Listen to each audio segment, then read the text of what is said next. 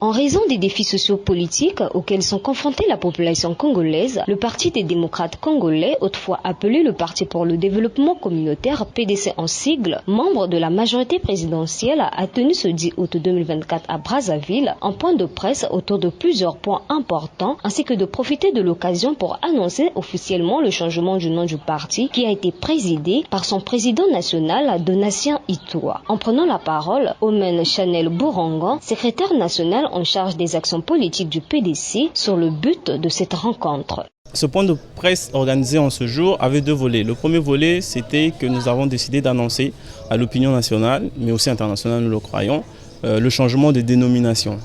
Hier, nous étions partis pour le développement communautaire. Aujourd'hui, nous devenons Parti des démocrates congolais. Tout simplement pour aligner notre vision à la dénomination. Nous avons voulu avoir un nom qui cadre avec notre vision parce que nous voulons être des démocrates au service des Congolais. Voilà. Et la deuxième partie, c'était en tant que parti membre de la majorité présidentielle, nous avons voulu faire un point sociopolitique de la situation. Parce que, vous le savez très bien que la majorité présidentielle soutient donc l'action du gouvernement.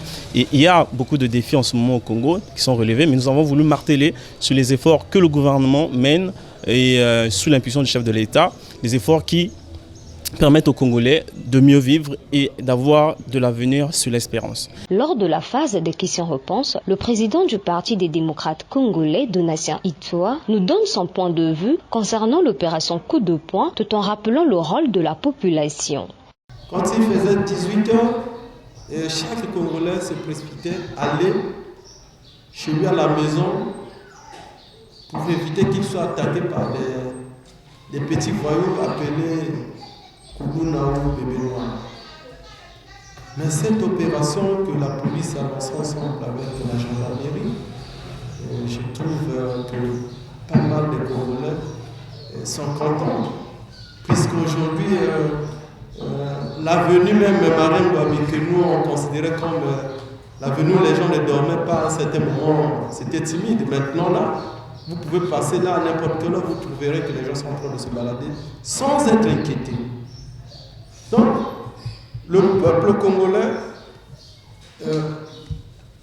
doit accompagner la police et la gendarmerie dans cette mission. Comment est-ce que nous allons, nous en tant que le peuple, accompagner ceux qui nous garantissent la sécurité? Il nous faut dénoncer les niches. En terminant ses propos, le président du PDC n'a pas manqué l'occasion d'exhorter la population congolaise. S'il y avait quelque part des Congolais qui étaient désespérés, je vous dis qu'il n'est pas question que nous nous désespérons, mais plutôt il est question que nous gardons confiance. Parce que le chef de l'État, c'est un monsieur très dynamique, un monsieur qui mérite notre confiance. Il en a beaucoup fait et il continuera à faire pour nous.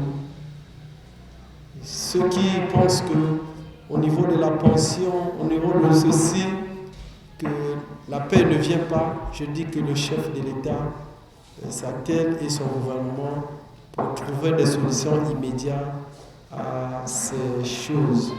Sinon, les réponses à habiliter, parce qu'il s'agit des questions sociales, c'est très sensible. Il est sensible à cela. Ce point de presse a été un moment riche en partage entre les géants de la presse et le président national du Parti démocrate des Congolais. Rappelons que ce parti a été créé le 18 mars 2018 et reconnu en 2020.